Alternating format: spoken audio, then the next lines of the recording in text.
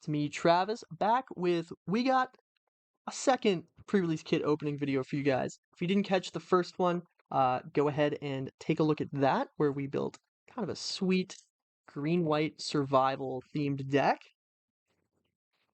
So we are gonna take a crack again, see if we can find another sweet archetype to build. So I'm gonna walk you through my steps and what I do when I open a pre-release kit and build a sealed pool.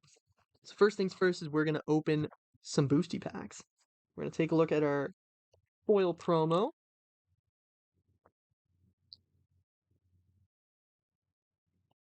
This time we got a red-white rare, the Jolly Balloon Man. So we get a 3-mana 1/4 with haste. It's 1 tap. You get to copy one of your creatures. You make a token of it. That's a 1/1 flying with haste. And then you sacrifice it at the beginning of your end step. So you can only do this as a sorcery. So you got to do it on your turn. But yeah, you get some extra value out of your creatures, any kind of ETBs or even die triggers at the end you get to take advantage of. So I'm going to sort these by color to begin with. I'm going to pop them here in my multicolored section. And get a little arena code here. Whoever gets it first, get a little treat on your arena account. There you go. All right, let's get into the booster packs.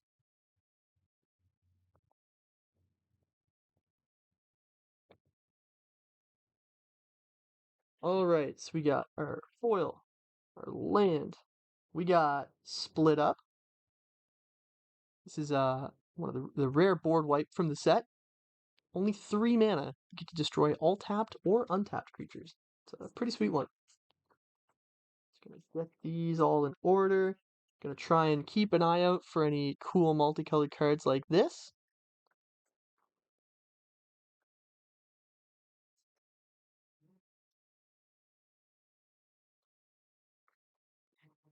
Second pack.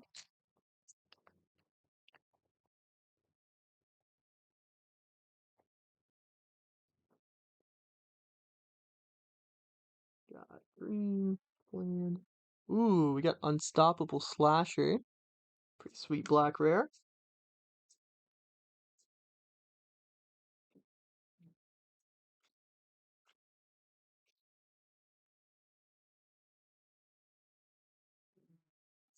Alright, pack 3. I like the backs of these tokens. They should never have given us this much power. Alright, we got a little rare room.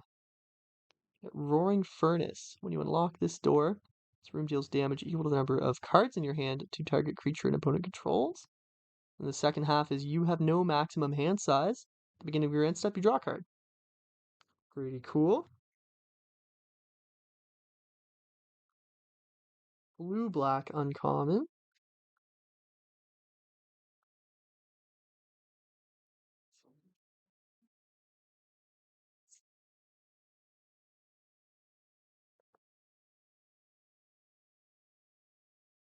Okay, we're on pack 4 now.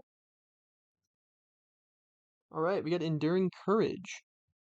Whenever another creature you control enters, it gets 2/0 in haste. When this dies, if it was a creature, it comes back as an enchantment, so you still get the ability after it dies. Get a red-green uncommon.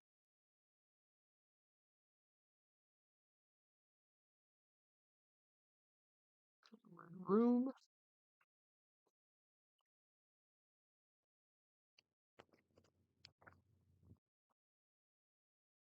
Alright, red. Basic.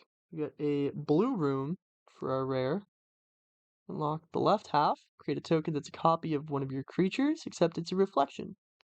Then the second half, if a triggered ability of a permanent you control triggers, it triggers again. So that could get pretty nasty. Red room. Gonna get black green uncommon. Ooh, 2 more red rooms.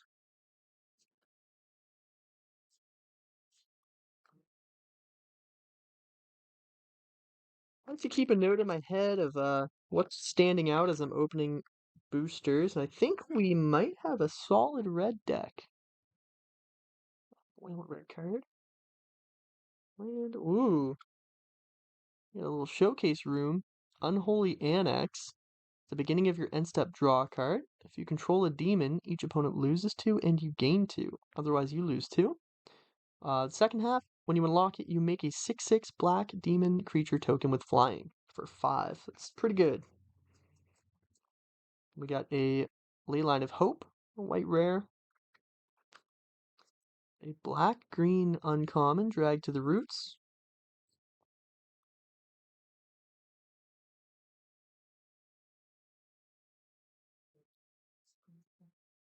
Okay, so now we got everything sorted. So I'm gonna take a quick look through, see what kind of rares I got going on.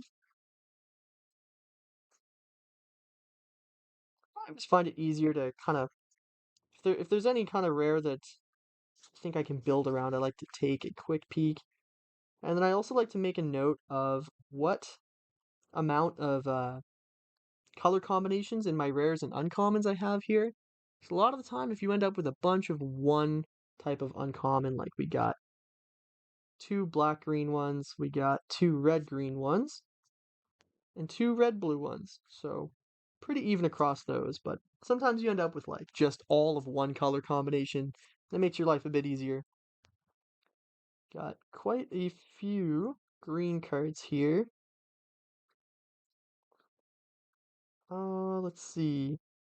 Yes, we just had that one. Oh, yes, and we had a blue-red rare here too. Take a look at our red. Got, here's a red rare.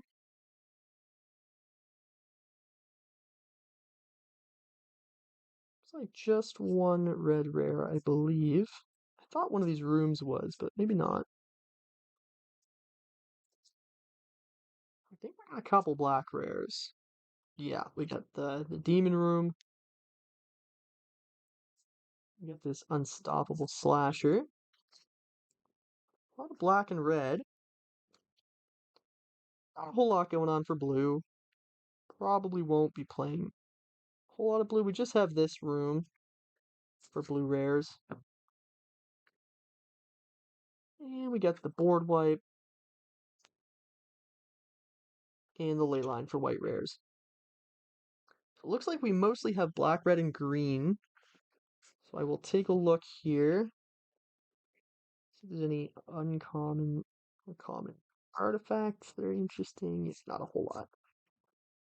Some fixing with keys to the house. That's about it.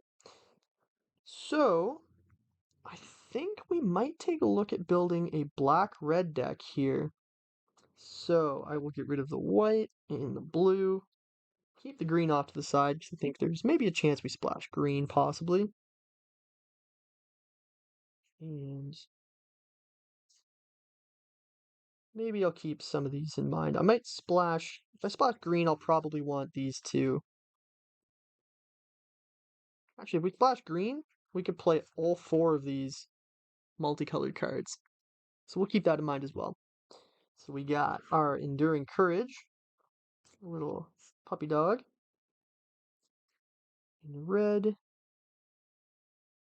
Got this sweet one that makes more creatures as we attack. I do think we have a lot of rooms, so we can kind of keep an eye on different room synergies, like this guy. 3/0, as long as there are 2 more rooms unlocked. Take a look. We're always going to want some good removal, like Scorching Dragonfire.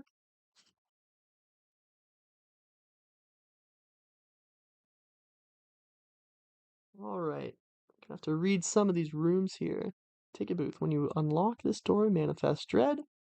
Whenever you attack, target attacking creature gains double strike. Ooh, okay. 3 mana 2/2 that could be something better later on, and then deal some real damage later.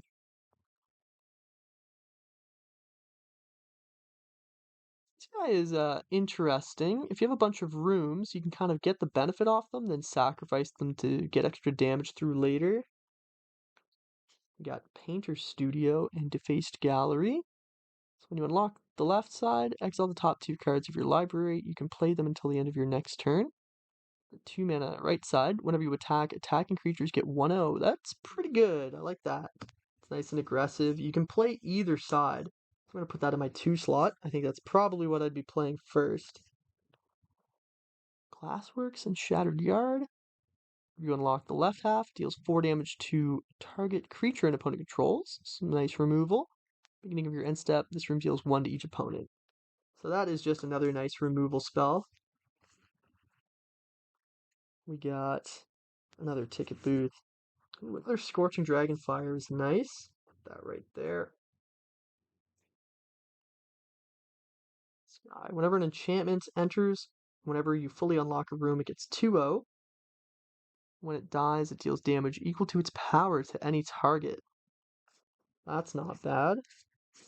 Trial of Agony, great removal. As long as your opponent has 2 creatures to target, you get to deal 5 to one of them, and then the other one can't block this turn. So I like that card a lot. Okay, we got some fun red cards. We might play some more of these, but those are the standout ones that look really good to me.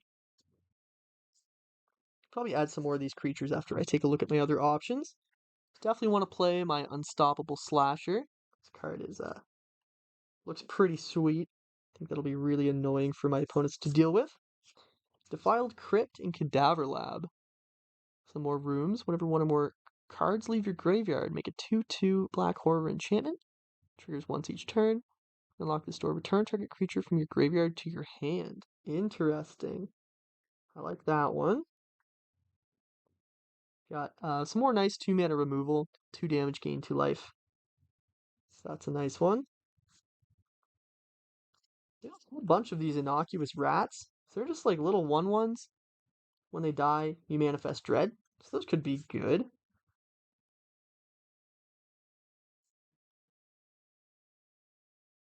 This guy, 2/2 for 2 with lifelink. Delirium. Each opponent may sacrifice a non-land permanent or discard a card. Then he deals damage equal to its power to each opponent who didn't sacrifice a permanent or discard. Very interesting. Might end up playing some Delirium cards, so things like being an artifact creature are really nice for that. This is a pretty aggressive deck, so I kind of like cards like this too. It's a 4 mana 3/3 Death Touch, but it gets a counter if a creature died this turn. We do have a lot of removal, so I think that might be playable too. Speaking of, there's another Wither's Intervention. And we got a Murder, so we're looking really nice and removal heavy. We got a Final Vengeance also. Yeah, this deck is shaping up to be pretty nice. Really control-y, lots of removal. Definitely want to play this one. Kind of put these in my 3 or 5 slot.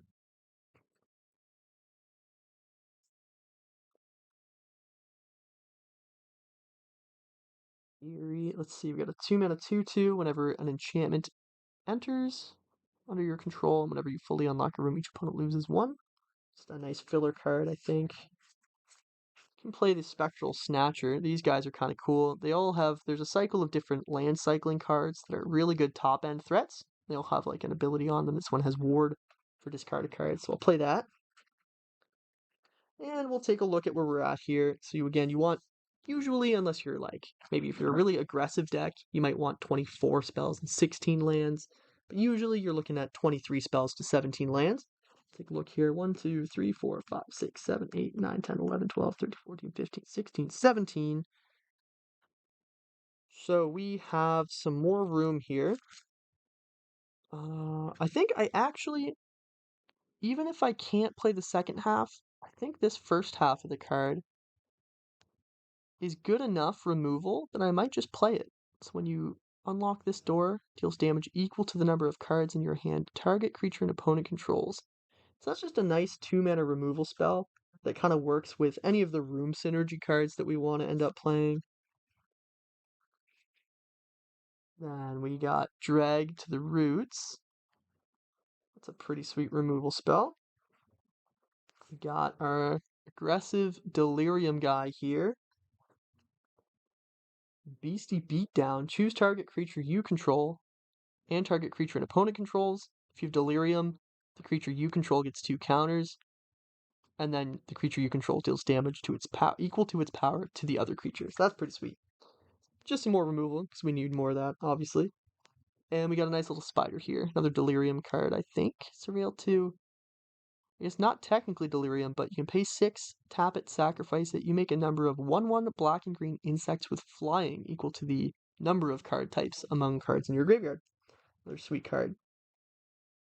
Alright, so now that puts us to 1, 2, 3, 4, 5, 6, 7, 8, 9, 10, 11, 12, 13, 14, 15, 16, 17, 18, 19, 20, 21, 22.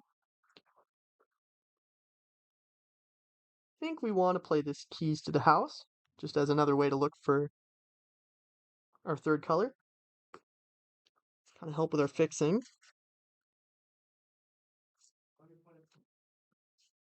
We have a black-green land. Let's put this over here. I'll move this. I want this all to be where the right mana cost is, so I'll put it over there. So that is a nice little dual land we get to play. We have none of our other dual lands tap for 2 of our colors, so we're not going to play those. So we're at 1, 2, 3, 4, 5, 6, 7, 8, 9, 10, 11, 12, 13, 14, 15, 16, 17, 18, 19, 20, 21, 22, 23. 23 non-lands. So I think that is about where I would end up. Possibly I might... There's a world where I might have wanted to play these innocuous rats. There's more ways to manifest dread and turn on delirium. Little creatures to get in the way of things and deal some damage while we're removing things. But I think I would be a little bit bold here and try to add the third color to get these green cards in. Let me know if you would do anything different. This is how I would build it. I'd probably just play maybe 2 forests for the splash and then probably go 50-50 for the mountains and swamps. But thanks for watching. I hope you guys have fun at your pre-releases this spooky season, and we will see you in the next video.